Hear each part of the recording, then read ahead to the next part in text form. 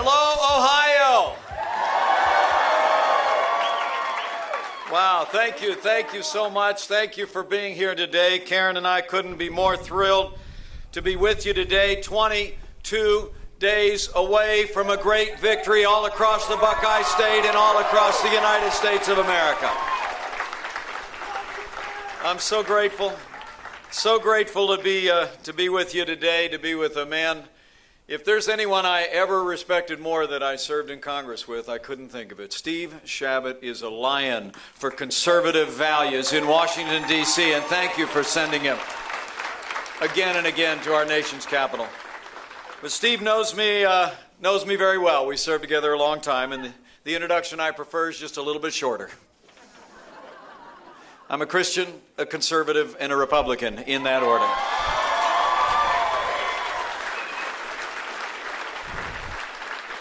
And I have to tell you, I joined this campaign in a heartbeat because you have nominated a man for president who never quits, who never backs down.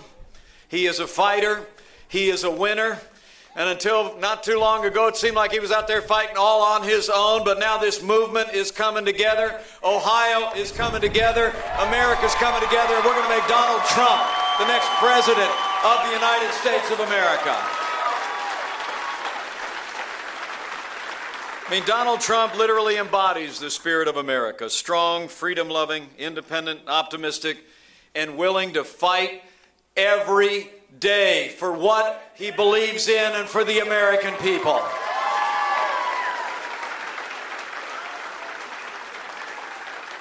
You saw that fight on the stage last Sunday night when he beat Hillary Clinton hands down.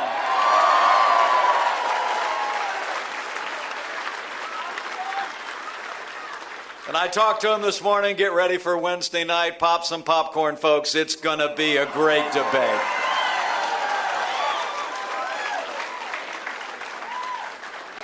We had a little bit of debate on our own down in Farmville, Virginia for the vice presidential contest not too long ago. And I have to tell you, I apologize for being a little bit late today. I was actually on my way here, but Tim Kaine called to interrupt me 5 times. Kind of slowed me down a little bit. You know, some people think I won that debate over in Virginia.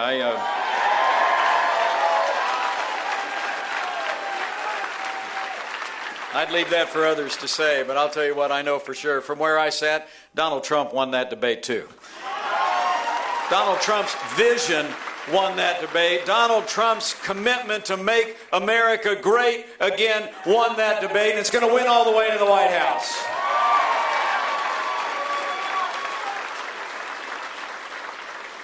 And we're getting some awful encouraging news out there. Even CNN just said we're leading in Ohio by 4 points.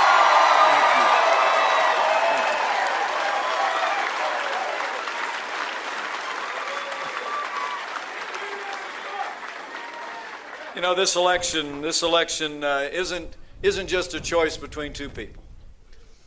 In a very real sense, I think the reason we're doing so well here in the Buckeye State, the reason why there's so much momentum in this movement, is because this is really a choice between two futures. And let me be clear. I choose a stronger America.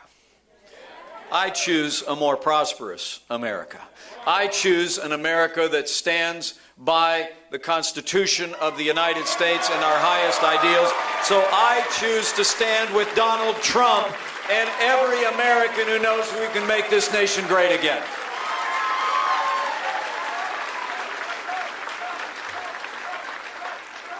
And you know, it's not like it's a fair fight out there, everybody.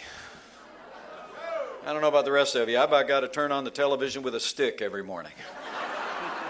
You know what I'm saying? I mean, I just never even know what's going to be there, you know? I mean, from my very first day in this campaign, it's obvious it's been 2-on-1, with the national media doing half of Hillary Clinton's work for her every day.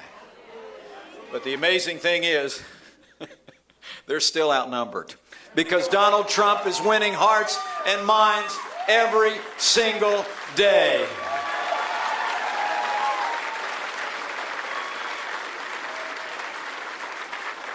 You know, it is amazing as you watch the national media chase after every unsubstantiated attack on my running mate.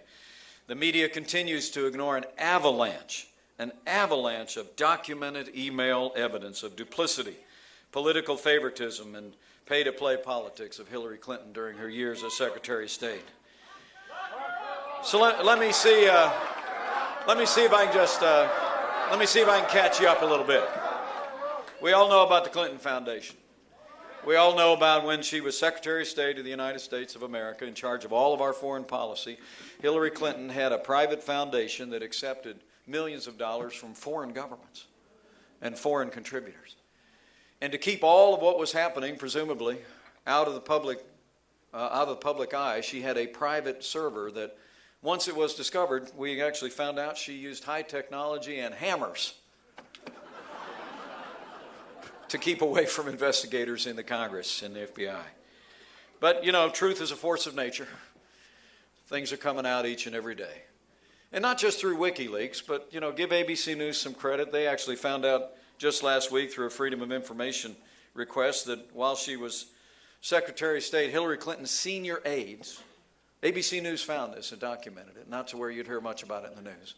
They found that her senior aides actually directed contracts for the Haitian recovery effort after the terrible earthquake in Haiti to friends of the Clintons. Pay-to-play politics at its worst. We found out not long ago that her campaign was actually in communication with the Justice Department. And one thing after another, literally an avalanche of email, documented, incontrovertible evidence of the worst kind of politics and pay-to-play. But if you haven't heard about this yet today, this is what's breaking as I walked in the door. The FBI confirmed today that the State Department and senior State Department officials offered a quid pro quo to the FBI to cover up classified documents that were on Hillary Clinton's private server. According to documents, listen up on this, folks, this is real. According to documents released by the FBI today, one of Hillary Clinton's top aides, Undersecretary of State, contacted the FBI to ask the FBI to change the classified status of emails on Hillary Clinton's private server in exchange for a quid pro quo. Men and women, let me just say, right now in the Buckeye State, if only for her years of pay-to-play politics, corruption, and cover-ups, Hillary Clinton must never be allowed to serve as President of the United States of America.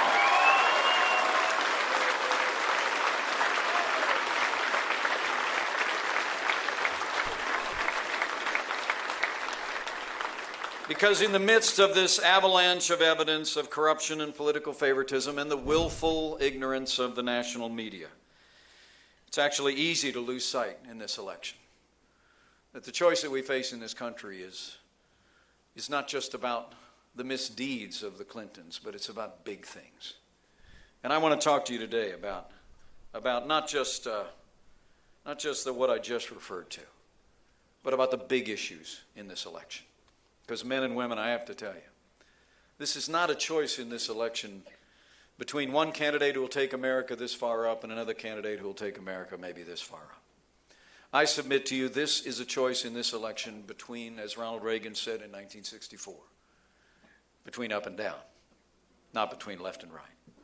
This is a choice between whether we're going to continue to go downhill to a weaker America at home and abroad, to a weaker American economy, walking farther away from our most cherished constitutional ideals and expectations, or whether we're going to plant our feet, turn around, and march back up the hill to a stronger America at home and abroad, a more prosperous America for our children and grandchildren, and an America that is grounded in a Supreme Court that respects the Constitution and all the God-given liberties enshrined there. That's the choice that we face.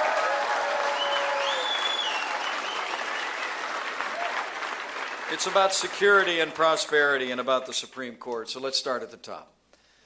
On the front of security, 7.5 years of Barack Obama and Hillary Clinton's brand of foreign policy has weakened America's place in the world. unquestionably.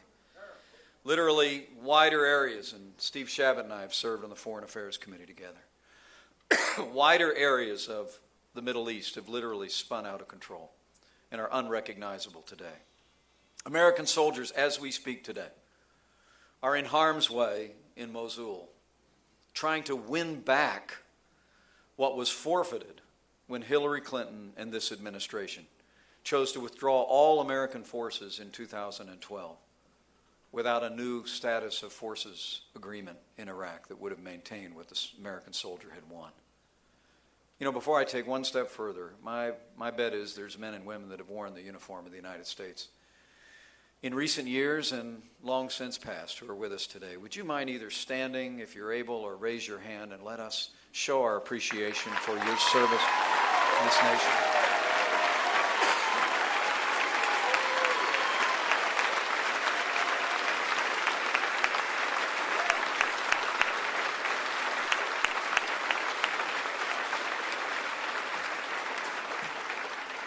You know, it was Hillary Clinton as Secretary of State who initiated that disastrous agreement with the radical mullahs in Iran as well.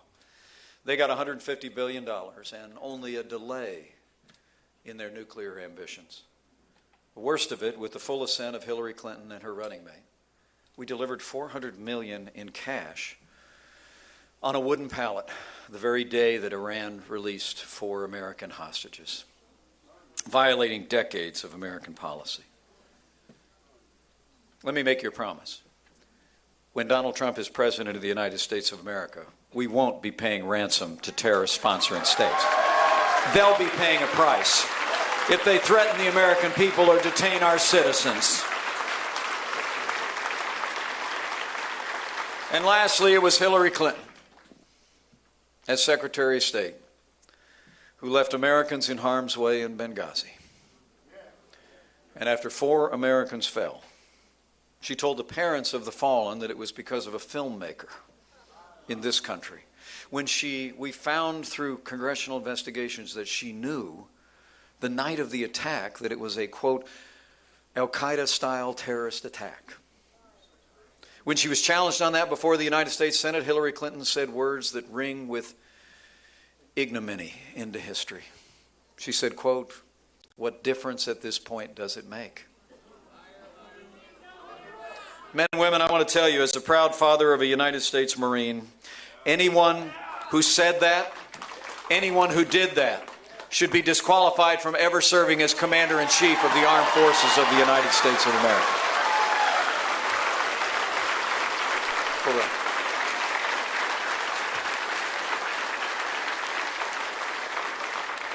The truth is, history teaches that weakness arouses evil.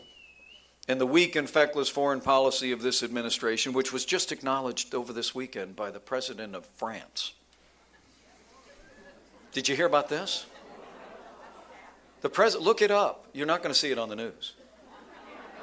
The President of France said that when President Obama did not enforce the red line that he had drawn in Syria, that sent a message of weakness in the world that emboldened Russia to invade Ukraine and take a larger role in Syria. Men and women, weakness arouses evil. It is a truth of history. And this administration as well, with the full assent of Hillary Clinton, has hollowed out the American military. We have the smallest troop level since 1940. We have the fewest numbers of ships since 1916 in the U.S. Navy. The average age of our aircraft today is 27 years of age. That's older than most of the women and men that we train to fly them. We cannot have 4 more years apologizing to our enemies and abandoning our friends. We cannot have 4 more years denying the resources to the arsenal of democracy which it needs and requires. So men and women, I'm going to make you a promise. When Donald Trump is President of the United States of America, we will lead once again on the world stage with American strength. We will rebuild our military. We will restore the arsenal of democracy. We will renew our allies, and we will hunt down and destroy ISIS at its source and any terrorist organization that threatens our people or inspires violence at home. You know, that's probably why more than 160 retired admirals and generals, including 17 Medal of Honor winners, have endorsed Donald Trump to be the next president of the United States. But it's not just about security. It's also, men and women, about prosperity. Now, I will tell you, the truth is that any progress we've made in the Hoosier State, any progress you've made here in Ohio, has been in spite of the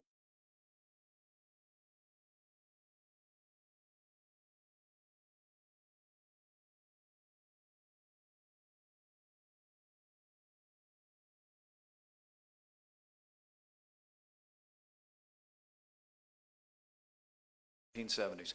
Millions of Americans are simply not looking for work anymore. Nevertheless, the unemployment rate still ticked up in the last report. Hillary Clinton's plan? More of the same bad ideas that have run this economy into a ditch and continue to stifle American growth. Hillary Clinton's calling for $1 trillion in tax increases, $2 trillion in more spending, expanded Obamacare, and an expansion of the kind of regulations and the war on energy that's stifling American growth. You know, there's a good definition of insanity out there. I think Albert Einstein might have said it. You know, insanity is doing the same thing over and over and expecting a different result.